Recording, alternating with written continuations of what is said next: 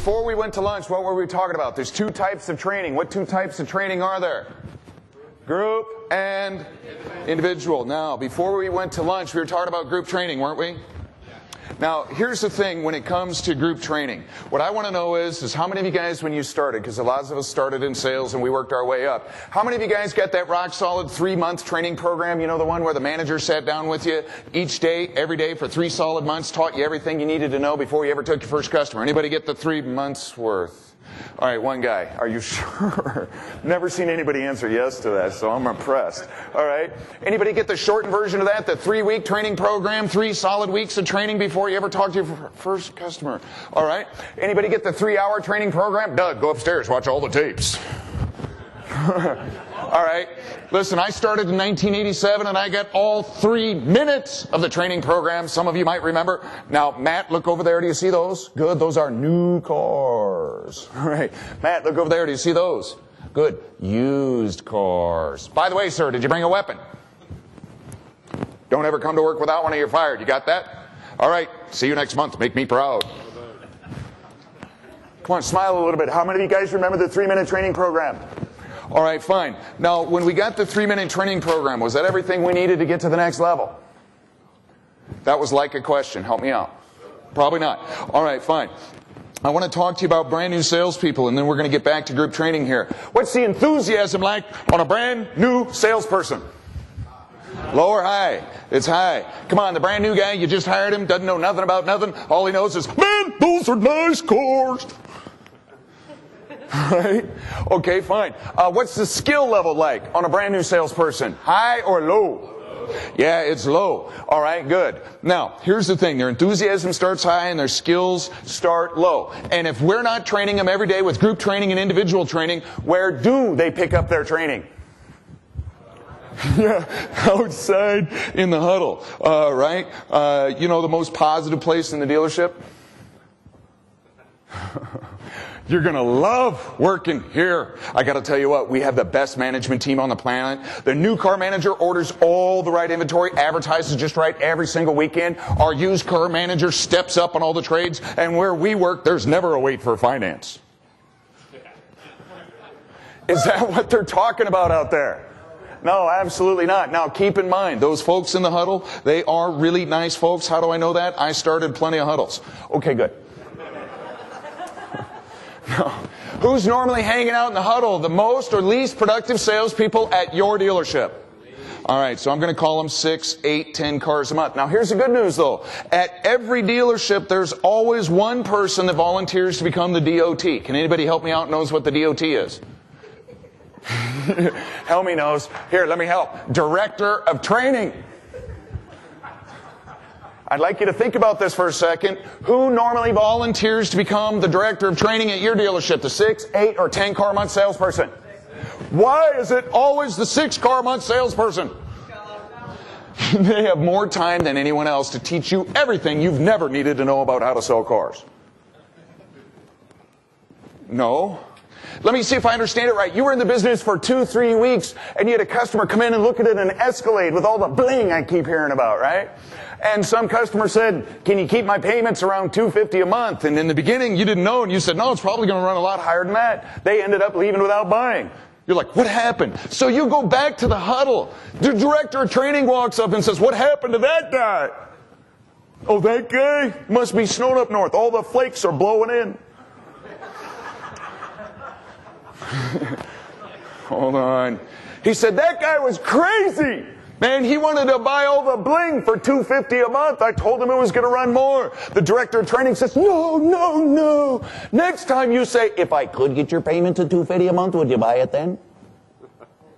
Come on, is that the way we normally get trained in this industry? Yes, no, maybe, maybe not. What do you say? That was like a question. Come on, help me out. All right, fine. Is that going to get the job done at our dealerships?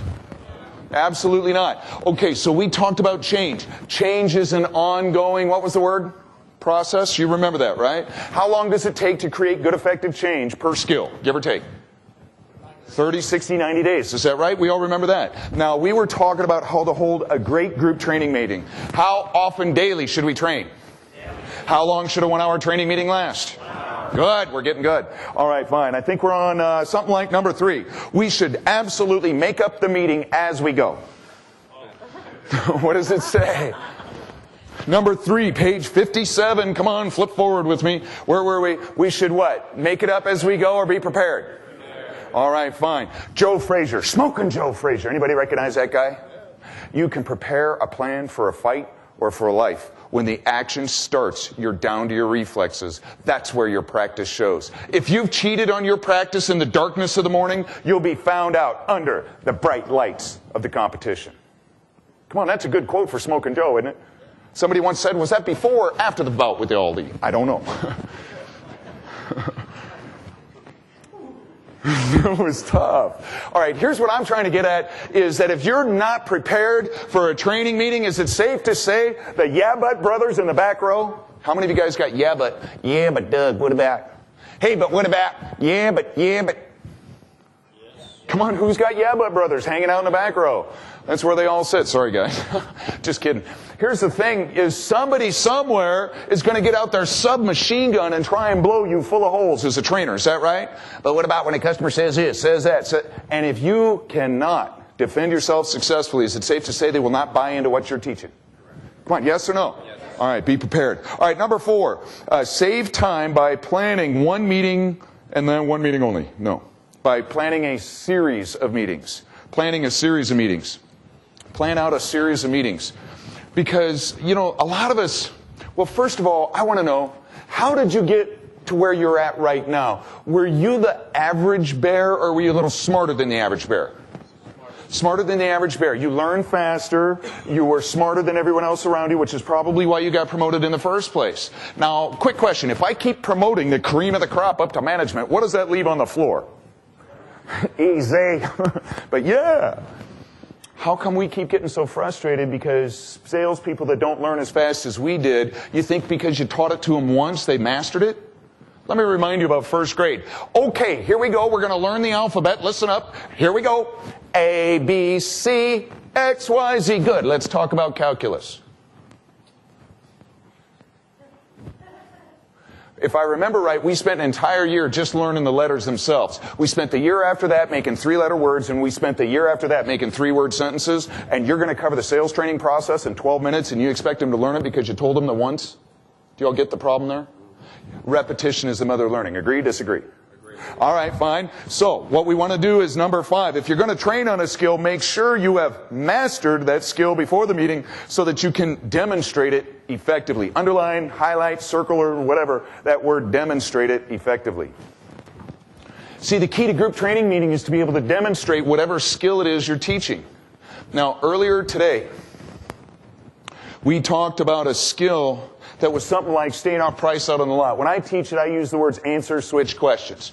It might be acknowledge, bridge, either or. However you want to teach it, it's all the same skill. Here's the thing. Customer comes on the lot and says, what is my trade worth? Can you afford to hesitate while you think about the answer? No. In class, will a yeah but brother throw out, what kind of an interest rate can I get? What are my payments going to run? Type of questions to you just to trip you up. All right, you got to be prepared to handle all that. If you're looking for good rates, we've sure got them. Our business manager deals with over a dozen different lenders, and we've got some of the most aggressive programs available right now. None of the other dealerships have. That brings up a good point. Who's the lucky one who gets the new vehicle, you or somebody else? You're right, that doesn't work either.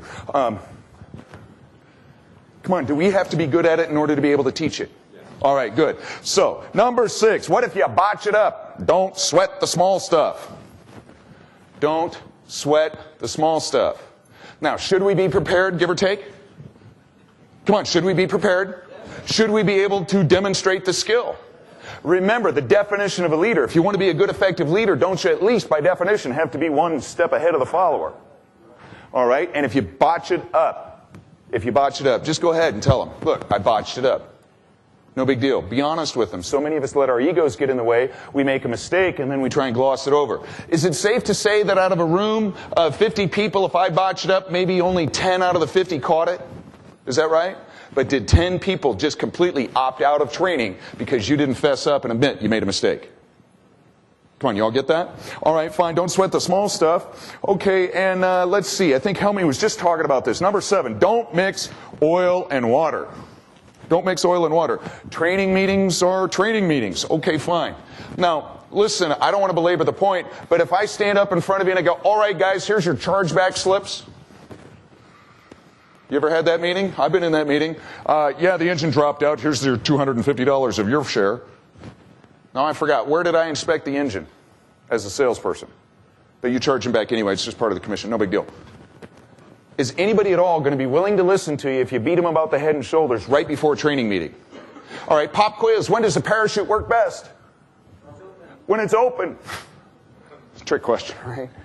Hold on. So, in other words, in order for good, effective training to happen, everyone in the room has to have an open mind. Can I have an open mind if you're doing housekeeping, nuts and bolts, and that type of stuff right before you hold a training meeting? Enough said. All right, what are we on? Number 8? Okay, number 8. Maintain control of your meeting. Right next to that, write the Yeah But Brothers. Maintain control. Have you ever been holding a training meeting and somebody persists in throwing out the world's toughest, I call them 10%ers, the world's hardest customers? Is that right? Now, here's the thing. If somebody keeps doing that, and by the way, some customers tough, give or take, yes? All right, now here's the thing. Some customers are tough, and if I were to lay this out, I'm kind of betting there's 10, maybe 15% of the customers that are on the tough end of tough. That also implies there's another 10, maybe 15% of customers that are on the easy end of easy. Wouldn't you all agree with that as well? All right, fine. Hey, you don't have to sell your way out of a wet paper bag to sell them, folks. You're in the right place at the right time with the right product or program to get those guys happening. Am I right on that one? All right. Is it also possible that you could be Joe Girard? Does anybody recognize that name? Come on, Guinness Book of World Records, sold 100 cars a month for 12 consecutive years. Did he know how to sell cars? Yeah, that's why he's in the Guinness Book of World Records. Not even Joe Girard could close some of them, folks. Here's the thing. If you allow your entire training meeting to be upset because you're trying to work on 10 to 15%ers, is it safe to say we're missing what I think Helmy was saying earlier today, the 80% of average customers that come in and out of our store every single day? Yes? All right, now, let me do this. How many of you guys have like a couple of quick ideas on how to handle that tough question in class? Anybody want that idea? If you keep getting tough questions, all you need to do is this, is say, you know what, guys? That's an excellent question. Here's what we're going to do. Jason, I love your question. I want every one of you to start writing down the toughest objection you could ever heard in your life. And in 2 weeks from today, we're going to hold a 1-hour training meeting on nothing but tough customers. Jason's been peppering me with tough questions for the last 5 minutes. So now what I'm going to do is set up a tough customer meeting 2 weeks in advance so I've got plenty of time to do what? Wing it or be prepared? Be prepared for tough customers. How's that for a good idea? All right, good. Let me show you another way to handle it. Jason is hammering the snot out of me, right? He just asked me a tough question and all of a sudden I have a brain fart. Yeah. Is it tough sometimes when you get up in front of a group of people and you almost forget what it is you wanted to say even though you already have a good answer? Is that right? Here's what you do. Buy yourself some time. Jason, that's an excellent question. This is called the handoff method. Steve, how would you handle that? No, I'm serious. You call on somebody you figure you might get a good answer from. You know your sales staff. You know who does a good job out there. Steve, how would you handle that? All right, that's a good answer. Now, Sam, how would you handle that? No, that's a good answer. Hey, Peter, how would you handle that? Now, let's say that you're continuing to experience mental breakdown. Pick whatever one of the 3 answers you like best and run with it. No, I'm serious. That's how you handle that. Oh, let me give you one other idea. Did you know that most people speak at somewhere between 110 to 140 words a minute, although I've seen some people that can gust up to 200 and 220 words a minute? That's kind of hard to learn when you're listening that fast, isn't it? Never mind. Did you also know the human mind thinks it's somewhere between 400 and 600 words a minute? So what that means is this. I'm asking 3 different people to respond to that tough question that I want to handle in my training class. Guess what I'm buying time to do? Come up with your own answer. You know, those 3 answers were good answers, but here's how I would handle it. 2 quick tips. Tip number 1, if they keep getting peppered with tough customer questions, go ahead and hold a tough customer what? Meeting sometime later on. All right. Otherwise, you could try, what did we call it? The handoff method. Did you guys like that one? Yeah. All right. That's how you handle it. A couple of quick tips. We'll talk more about that later. All right. Fine. Number 9. Who learns the most in a training meeting? Hey, the best way to learn something is to stand up in front of a group and teach it. So, put in the person training. The person training. It says, who learns the most in the training meeting? The person that's doing the training. And below that, Helmy said, on a rotating basis, have salespeople conduct a training session. Now, this is really awesome. By the way, what would I have Jason train on? Something he's worst at or something he's best at? Hold on. If he's going to teach the rest of my staff on how to do something, what do I want him to teach? To his weakness or his strength? All right, my bad question, bad answer. All right, so you get that. Now, do I want to open the floor so that one of my salespeople can get up there and bash on my dealership? Absolutely not. So what I'm going to do is this. Man, Jason, you rock. You are probably the best I've ever seen at getting a customer behind the wheel. You never fail. In fact, you're so good, I need you to share with the rest of the staff how you got so good at it. Here's what I need you to do. Your training meeting is going to be in a month from today. When was that? Nice job. In 2 weeks from now, Jason, I need to see your written outline. My what? Oh yeah, your written outline of what you're going to train on. In 3 weeks from today, you're going to hold a little mini meeting with me. And you're going to show me what you're going to train on, and then 4 weeks from today, you're live, buddy. Hey, was that fair? I told him when the meeting was going to be. I held him accountable to teaching me what his meeting's going to be about, and then I had him present the meeting just to make sure I worked all the bugs out so I can correct anything that I don't want happening in my training meeting. Come on, yes? Oh, one other thing. What do you think Jason's ego is going to do when he gets to stand up in front of his group? Come on, is that good? Yeah. All right, good. Now, what are we on? I think we're down there on to number 10. Who is the most positive during the training meeting? The people that are involved. How important is involvement in a training meeting? A little bit or a ton? All right, that was weak. Only 2 people answered. Well, most of you are taking notes, so I'll let you off the hook. How important is involvement in a training meeting? A little bit or a ton? Yeah, that's why I make you guys answer all the questions. There's only 3 types of learning out there. Audible, visual, and kinetic. I'll say them again. Audible, visual, and kinetic. Audible, that's us speaking. Visual, that might be something on the screen. That might be something you write down. But the best part is kinetic learning. What is kinetic learning? Learn by doing. That means getting everybody involved in the workshop. Do you want 10% retention, 20% retention, 30% or 40% worth of retention? For as much as possible. Am I right on that one? The more involvement you get, the more retention you get. All right, that's good. Now, let's go down. Couple more.